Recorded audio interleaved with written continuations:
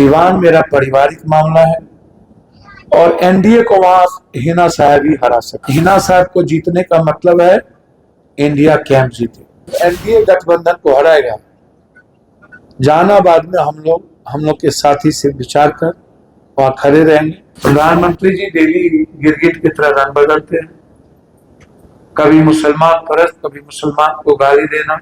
तो जैसे हनुमान जी ने हराया कर्नाटक, राम जी इनको हराएंगे यूपी और देश। इसलिए राम के साथ धोखा हो।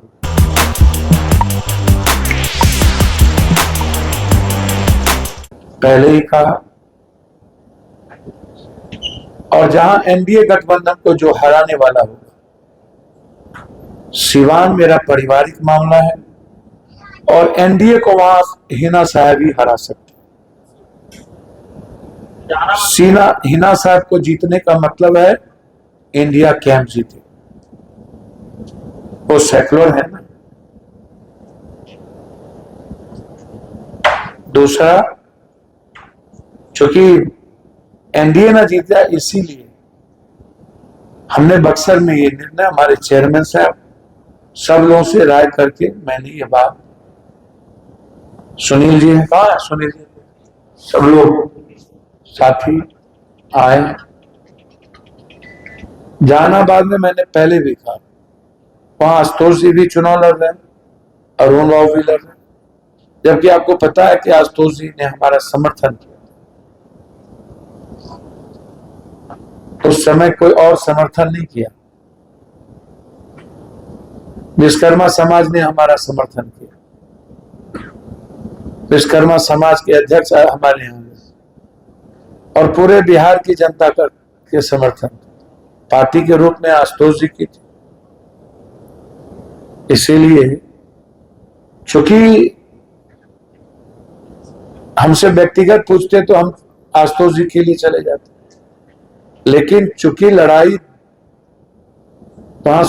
सुरेंद्र बाबू 5 साल के बाद आते हैं, अब कई तरह की परिस्थितियां घिरी रहती। अब मुनीलाल जी वहां के वर्कर रहे हैं और आम लोगों से आरजेडी से जुड़े हैं, और अरुण बाबू का भी वही है। तो मुझे लगता है कि दोनों के बीच में इस चीज को हम लोग तटस्थ होके देखेंगे और जो राय की है, जो एनडीए गठबंधन को हराएगा, जहानाबाद में हम लोग के साथी से विचार कर वहां खड़े रहेंगे। आज मुनीलाल जी और अरुण जी वहां के कॉमन और लोकल वहां के कैंडिडेट हैं, इसीलिए हमने ऐसी बात आज आपसे कही। धन्यवाद। पटना साहब तो है ही, कांग्रेस है, मरते रहेंगे, कंटिन्यू रहेंगे। कल से तो झारखंड जा रहे हैं, झारखंड की जिम्मेदारी दी गई है, और लास्ट में बनारस है। बनारस रहेंगे। अजय राय जी के पक्ष में 2 दिन रोड शो है, गाँव हो जाए। प्रधानमंत्री सर लगातार दौरे पर है, कितने से दिला पाएंगे सर?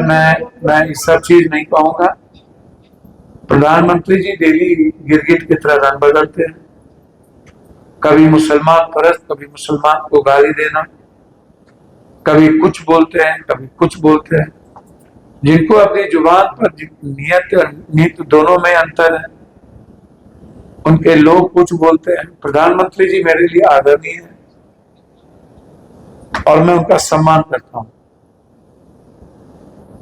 लेकिन प्रधानमंत्री जी को एक ही भरोसा था, राम पर, जिसको दोनों शंकराचार्य ने